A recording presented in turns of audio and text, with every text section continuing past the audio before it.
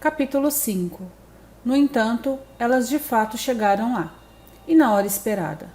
A senhora Spencer morava em uma grande casa amarela na Angra de White Sands. E ela veio até a porta com um misto de surpresa e boas-vindas estampado em seu rosto benevolente. Queridas, queridas, exclamou ela, vocês são as últimas pessoas que eu estava esperando hoje, mas estou realmente contente de vê-las. Você vai entrar com o seu cavalo? E como você está, Anne? Tão bem quanto se pode esperar, obrigada, respondeu Anne sem sorrir. Uma desgraça parecia haver recaído sobre ela. Acho que vamos ficar um tempo para que a égua descanse, disse Marilla. Mas prometi a Matthew que voltaria cedo. O fato é, Sra. Spencer, que em algum momento ocorreu um mal-entendido estranho, e vim saber qual foi. Matthew e eu lhe mandamos um recado pedindo que a senhora nos trouxesse um menino do orfanato. Dissemos ao seu irmão Robert que lhe dissesse que queríamos um menino de cerca de 10 ou 11 anos. Marilla Cuthbert, não me diga isso, retrucou a Sra. Spencer, agoniada. Ora, o Robert mandou um recado pela filha dele, Nancy, e ela disse que a senhorita e o seu marido queriam uma menina. Não foi isso, Flora Jane? Disse ela em apelo à sua filha, que havia descido a escada da entrada da casa. Com certeza, senhorita Cuthbert, confirmou Flora Jane com sinceridade. Lamento terrivelmente, disse a Sra. Spencer. É uma pena, mas certamente a culpa não foi minha, sabe, senhorita Cuthbert. Fiz o melhor que pude e achei que estava seguindo as suas instruções. Nancy é uma criatura terrivelmente inconstante. Muitas vezes tive de repreendê-la por sua negligência.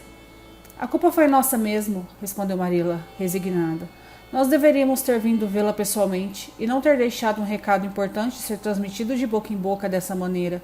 De todo modo, o erro foi feito, e a única coisa a fazer é repará-lo.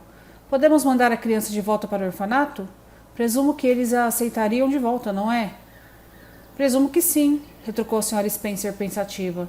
Mas não acho que será necessário mandá-la de volta. A senhora Peter Blewett esteve aqui em cima ontem e ficou dizendo como queria ter me mandado um recado para que eu trouxesse uma menina para ajudá-la. A senhora Peter tem uma família grande, sabe? E ela tem dificuldades para conseguir quem a ajude. Anne vai ser essa menina de quem ela precisa. Eu diria que isso foi extremamente providencial. Marilla não parecia pensar que a providência tinha muito a ver com aquele assunto. Eis que aqui havia uma inesperada boa oportunidade de tirar essa órfã indesejada de suas mãos, e ela sequer se sentia agradecida por isso. Ela somente conhecia a senhora Peter, de vista, e ela era uma mulher pequena, carrancuda, sem uma grama de carne supérflua em seus ossos. Mas Marilla ouvira falar dela. Ela é terrivelmente exigente e arranca o couro dos criados. Era o que se dizia da senhora Peter. Criadas demitidas contavam histórias assustadoras sobre o temperamento e a avareza dela, e sobre sua família composta de crianças impertinentes e brigonas. Marilla sentiu um peso na consciência ao pensar em deixar Anne à mercê dos caprichos da senhora Blewett. Bem, vou entrar e discutiremos o assunto, disse ela.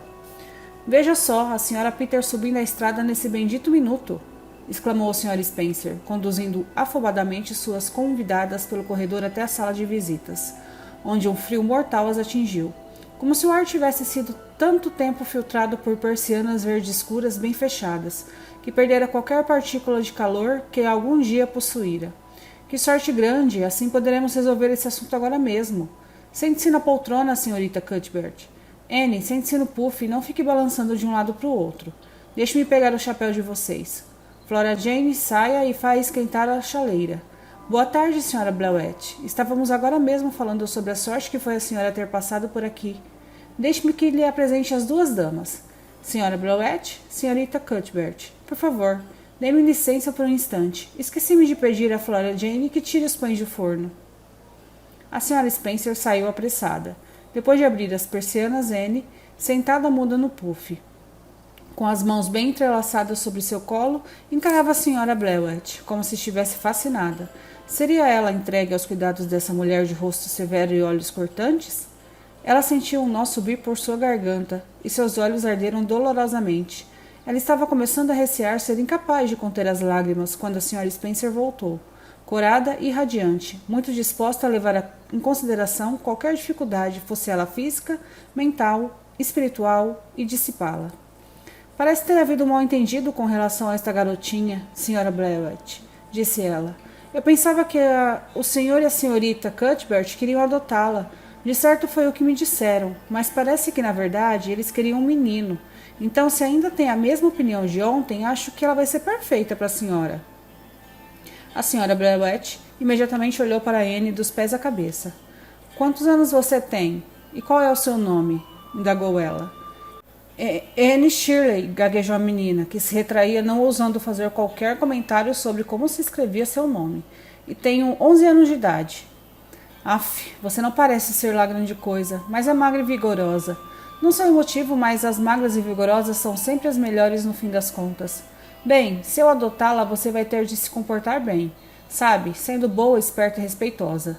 Esperarei que você trabalhe duro em troca do seu sustento. Não se engane quanto a isso. Sim, presumo que seja melhor que eu atire de suas mãos, senhorita Cuthbert. Meu bebê anda terrivelmente irritadiço e estou exausta de cuidar dele. Se a senhorita quiser, posso levá-la para casa agora mesmo. Marilla olhou para Anne e se enterneceu ao ver o rosto lívido da criança, com seu olhar de infelicidade muda. A infelicidade de uma criaturinha desamparada que se vê mais uma vez presa na armadilha da qual escapara. Marilla sentiu uma convicção incômoda de que, se ela renegasse o apelo daquele olhar, isso assombraria até o dia de sua morte. Além do mais, ela não gostava da Sra. Blewett, onde já se viu entregar uma menina sensível e impressionável para uma mulher como aquelas. Não, ela não poderia ser responsável por aquilo. Bem, não estou certa, disse ela lentamente. Não falei que Matthew e eu estávamos completamente decididos quanto a não ficar com ela. Na verdade, posso até dizer que Matthew está atencionado a ficar com ela. Eu só vim para saber como o mal-entendido havia ocorrido. Acho melhor levá-la de volta para casa e discutir esse assunto com Matthew. Sinto que não deveria tomar nenhuma decisão sem antes consultá-lo. Se decidirmos não ficar com ela, a trazemos de volta. Ou a mudamos para cá, amanhã à noite. Caso não façamos nenhuma dessas coisas, podem ficar sabendo que ela vai ficar conosco. Está bem assim, Sra. Blewett? Presumo que tenha que estar, disse a Sra. Blewett sem a menor delicadeza. Durante a fala de Marilla, o rosto de Anne foi aos poucos se iluminando. Primeiro o olhar de desespero se esvaiu, depois ela estampou um tênue rubor de esperança. Seus olhos se arregalaram e ficaram brilhantes, feito aquelas estrelas de manhã. A criança ficou deveras transfigurada. Um instante depois, quando a Sra. Spencer e a Sra. Blewett saíram em busca de uma receita que esta última tinha vindo pegar emprestada, Anne saltou do puff e voou pelo cômodo em direção a Marilla. Oh, senhorita Cuthbert, a senhorita de fato disse que talvez me permita ficar em Green Gables? Perguntou ela em um sussurro sem fôlego, como se falar em voz alta pudesse arruinar a gloriosa possibilidade. A senhorita realmente disse isso? Ou eu simplesmente imaginei? Acho melhor você aprender a controlar essa sua imaginação, Anne. Se você não consegue distinguir entre o que é real e o que não é, replicou com irritação Marilla. Sim, você de fato me ouviu dizer isso, e nada mais. Esse assunto ainda está decidido. Não está decidido. E talvez decidamos deixar a Sra. Blewett ficar com você no fim das contas. Ela de certo precisa mais de você do que eu. Prefiro voltar para o orfanato a ir morar com ela, respondeu Anne. Ela se parece exatamente como uma verruma. Marilla reprimiu um sorriso, pois estava convencida de que Anne deveria ser repreendida por ter dito aquilo. Uma menininha como você deveria se envergonhar de falar assim de uma dama e de uma desconhecida, asseverou ela.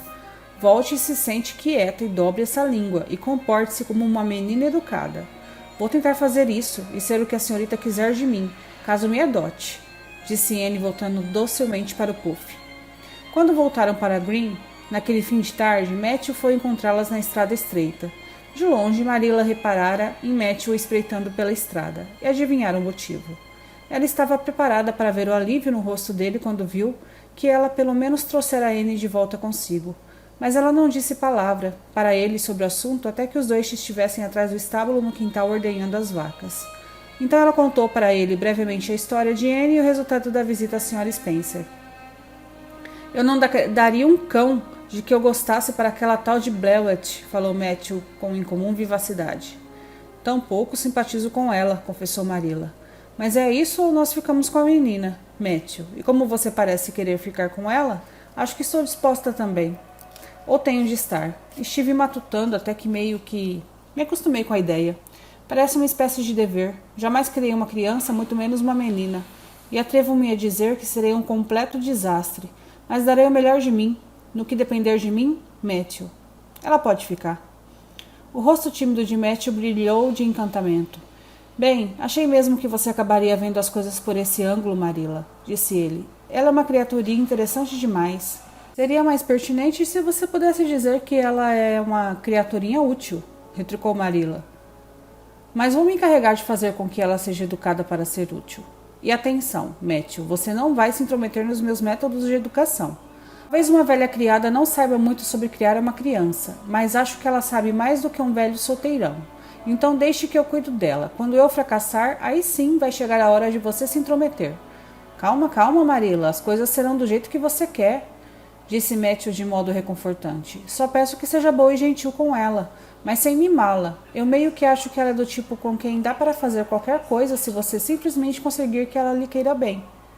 Marilla bufou de leve, para expressar o seu desdém pelas opiniões de Matthew com relação a qualquer assunto feminino, e saiu dali para a leiteira com os baldes de leite. Não direi a ela esta noite que ela pode ficar, refletiu Marilla, à medida que coava o leite e despejava nas leiteiras. Ela ficaria tão entusiasmada que não pregaria os olhos. Marilla Cuthbert, você está lascada. Alguma vez achou que viveria para ver o dia em que adotaria uma menina órfã? É surpreendente o bastante, mas não tão surpreendente quanto o fato de que Matthew seja o motivo de tudo isso. Logo que ele, que sempre pareceu ter um medo mortal de menininhas. De todos os modos, decidimos fazer essa experiência, e só Deus sabe qual será o resultado disso.